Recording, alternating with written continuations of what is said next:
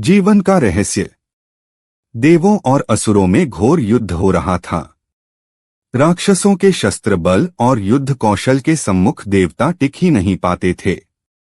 वे हार कर जान बचाने भागे। सब मिलकर महर्षि दत्तात्रेय के पास पहुंचे और उन्हें अपनी विपत्ति की गाथा सुनाई। महर्षि ने उन्हें धैर्य बंधाते हुए पुनः लड़ने को कहा।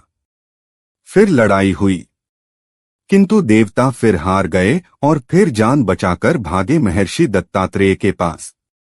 अब की बार असुरों ने भी उनका पीछा किया। वे भी दत्तात्रेय के आश्रम में आ पहुंचे। असुरों ने दत्तात्रेय के आश्रम में उनके पास बैठी हुई एक नवयवना स्त्री को देखा। बस दानव लड़ना तो भूल गए और उस स्त्री पर मुग्ध हो गए। स्त्री जो रूप बदले हुए लक्ष्मी जी ही थीं। असुर उन्हें पकड़कर ले भागे। दत्तात्रेय जी ने देवताओं से कहा, अब तुम तैयारी करके फिर से असुरों पर चढ़ाई करो। लड़ाई छिड़ी और देवताओं ने असुरों पर विजय प्राप्त की। असुरों का पतन हुआ।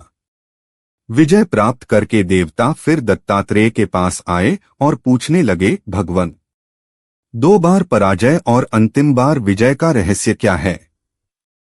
महर्षि ने बताया, जब तक मनुष्य सदाचारी संयमी रहता है तब तक उसमें उसका पूर्ण बल विद्यमान बना रहता है, और जब वह कुपथ पर कदम धरता है तो उसका आधा बल क्षीण हो जाता है। नारी का अपहरण करने की कुचेष्टा में असुरों का आधा बल नष्ट हो गया था, तभी तुम उन पर विजय प्राप्त कर सके।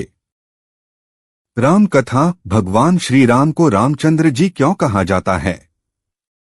जानिए संपूर्ण कथा। राम कथा मर्यादा पुरुषोत्तम भगवान श्री राम को सनातन संस्कृति का आधार माना जाता है। भगवान श्री राम विष्णु जी के अवतार हैं। रामचरितमानस के अनुसार भगवान श्री राम राम कथा के शासन काल को राम राज्य कहा जाता है। भगवान श्री राम ने अपने जीवन काल में हमेशा एक न्यायप्रिय और प्रजाप्रिय राजा की तरह शासन किया।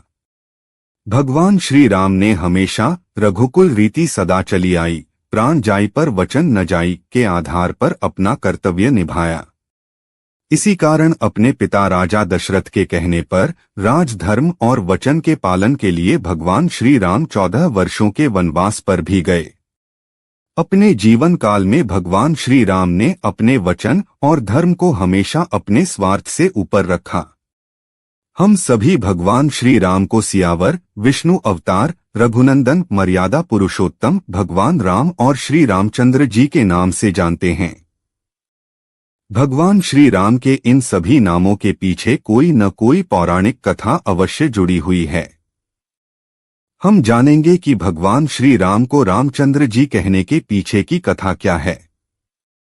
अयोध्या नगरी में हुआ श्री राम का जन्म। चैत्र मास की नवमी तिथि मर्यादा पुरुषोत्तम जन्मे थे प्रभु श्री राम। अयोध्या नगरी में ऋषि वशिष्ठ के आश्रम में राजा दशरथ और रानी कौशल्या का विवाह हुआ था। राजा दशरथ के कोई संतान नहीं थी, इसलिए उन्होंने ऋषि वशिष्ठ से पुत्र प्राप्ति के लिए यज्ञ करवाया। यज्ञ के प्रभाव से राजा दशरथ को 4 पुत्र हुए। सबसे बड़े पुत्र का नाम राम, दूसरे का लक्ष्मण, तीसरे का भरत और चौथे का शत्रुघ्न था। भगवान राम का जन्म चैत्र मास के शुक्ल पक्ष की नवमी तिथि को हुआ था। इस दिन को रामनवमी के रूप में मनाया जाता है। भगवान राम का जन्म अयोध्या नगरी में हुआ था। अयोध्या नगरी को भगवान राम की जन्मभूमि माना जाता है। भगवान राम का जन्म एक ऐतिहासिक घटना है। भगवान राम विष्णु के अवतार थे। उन्होंने अपने जीवन काल में कई महान कार्य किए। उन्होंने रावण का वध करके माता सीता को मुक्त कराया।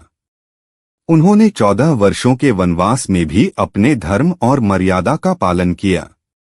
भगवान राम एक आदर्श राजा थे। उनके शासन काल को रामराज्य कहा जाता है। आगे क्या हुआ जानने से पहले अगर आपने हमारे चैनल को सब्सक्राइब नहीं किया है तो सब्सक्राइब कर ले एंड वीडियो को लाइक एंड शेयर जरूर करें। विष्णु की शिव भक्ति। विष्णु की शिव भक्ति वह हर किसी के लिए महादेव है। विष्णु भी उनकी पूजा करते थे।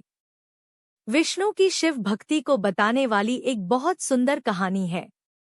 एक बार विष्णु ने शिव से वादा किया कि वह शिव को 1008 कमल अर्पित करेंगे।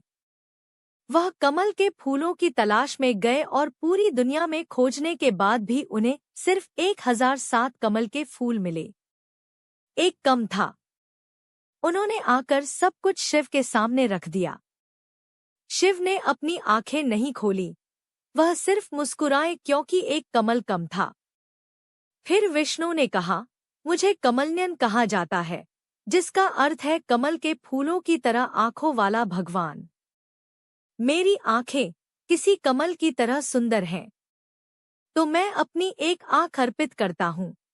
और उन्होंने तुरंत अपनी दाहिनी आंख निकालकर लिंग पर रख दी। इस तरह की भेंट से प्रसन्न होकर शिव ने विष्णु को प्रसिद्ध सुदर्शन चक्र दिया। विष्णु भगवान की कहानी, जब विष्णु ने शिव को मुश्किल से बाहर निकाला। यौगिक कथाओं में ऐसी कई कहानियां हैं जिनमें बताया गया कि शिव की करुणा कोई भेदभाव नहीं करती और वे किसी की इच्छा पर बच्चों की तरह भोलापन दिखाते हैं। एक बार गजेंद्र नामक एक असुर था। गजेंद्र ने बहुत तप किया और शिव से यह वरदान पाया कि वह जब भी उन्हें पुकारेगा, शिव को आना होगा। त्रिलोकों के सदा शरारती ऋषि नारद ने देखा कि गजेंद्र हर छोटी छोटी बात के लिए शिव को पुकार लेता था, तो उन्होंने गजेंद्र के साथ एक चाल चली। उन्होंने गजेंद्र से कहा, तुम शिव को बार बार क्यों बुलाते हो? वह तुम्हारी हर पुकार पर आ जाते हैं। क्यों नहीं तुम उनसे कहते कि वह तुम्हारे अंदर आ जाए और वहीं रहें, जिससे वह हमेशा तुम्हारे अंदर होंगे। गजेंद्र को यह बात अच्छी लगी और फिर उसने शिव की पूजा की। जब शिव उसके सामने प्रकट हुए तो वह बोला, आपको मेरे अंदर रहना होगा, आप कहीं मत जाइए। शिव अपने भोलेपन में एक लिंग के रूप में गजेंद्र में प्रवेश कर गए और वहां रहने लगे। फिर जैसे जैसे समय बीता, पूरा ब्रह्मांड शिव की कमी महसूस कर रहा था। कोई नहीं जानता था कि वह कहाँ है। सभी देव और गण शिव को खोजने लगे। काफी खोजने के बाद जब कोई यह पता नहीं लगा पाया कि वह कहाँ है, तो वे हल ढूंढने के लिए विष्णु के पास गए। विष्णु ने स्थिति देखी और कहा, वह गजेंद्र के अंदर हैं। फिर देवों ने उनसे पूछा कि वे शिव को गजेंद्र के अंदर से कैसे निकाल सकते हैं, क्योंकि गजेंद्र शिव को अपने अंदर रखकर अमर हो गया था। हमेशा की तरह विष्णु सही चाल लेकर आए। देवगण शिव भक्तों का रूप धरकर गजेंद्र के राज्य में आए और बहुत भक्ति के साथ शिव का स्तुतिगान करने लगे। शिव का महान भक्त होने के कारण गजेंद्र ने इन लोगों को अपने दरबार में आकर गाने और नाचने का न्योता दिया। शिव भक्तों के वेश में देवों का यह दल आया और बहुत भावनाओं के साथ, बहुत भक्तिपूर्वक वे शिव के लिए भक्ति गीत गाने और नाचने लगे। शिव जो गजेंद्र के अंदर बैठे हुए थे, अब खुद को रोक नहीं सकते थे, उन्हें जवाब देना ही था। तो वह गजेंद्र के टुकड़े टुकड़े करके उससे बाहर आ गए। विश्व का सबसे बड़ा युद्ध था महाभारत का कुरुक्षेत्र युद्ध। इतिहास में इतना भयंकर युद्ध केवल एक बार ही घटित हुआ था। अनुमान है कि महाभारत के कुरुक्षेत्र युद्ध में परमाणु हथियारों का उपयोग भी किया गया था। चक्र यानी पहिया और व्यूह यानी गठन। पहिए के जैसे घूमता हुआ व्यूह है चक्रव्यूह।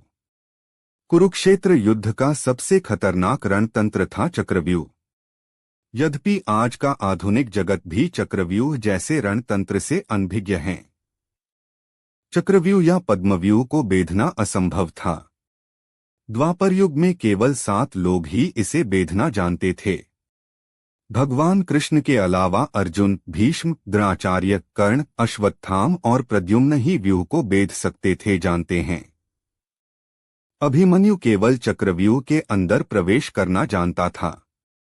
चक्रव्यूह में कुल 7 परत होती थी। सबसे पहली अंदरूनी परत में सबसे शौर्यवान सैनिक तैनात होते थे। यह परत इस प्रकार बनाए जाते थे कि बाहरी परत के सैनिकों से अंदर की परत के सैनिक शारीरिक और मानसिक रूप से ज्यादा बलशाली होते थे। सबसे बाहरी परत में पैदल सैन्य के सैनिक तैनात हुआ करते थे। अंदरूनी परत में अस्त्र शस्त्र से सुसज्जित हाथियों की सेना हुआ करती थी। चक्रव्यूह की रचना एक भूल भुलैया के जैसे ही थी, जिसमें एक बार शत्रु फंस गया तो घन चक्कर बनकर रह जाता था। चक्रव्यूह में हर परत की सेना घड़ी के कांटे के जैसे ही हर पल घूमता रहता था। इससे व्यूह के अंदर प्रवेश करने वाला व्यक्ति अंदर ही खो जाता और बाहर जाने का रास्ता भूल जाता था। महाभारत में व्यूह की रचना गुरु द्रोणाचार्य ही करते थे। चक्रव्यूह को युग का सबसे सर्वश्रेष्ठ सैन्य दलदल माना जाता था। इस व्यूह का गठन युधिष्ठिर को बंदी बनाने के लिए ही किया गया था। माना जाता है कि 128 किलोमीटर के क्षेत्रफल में कुरुक्षेत्र नामक जगह पर युद्ध हुआ था, जिसमें भाग लेने वाले सैनिकों की संख्या 1.8 मिलियन थी।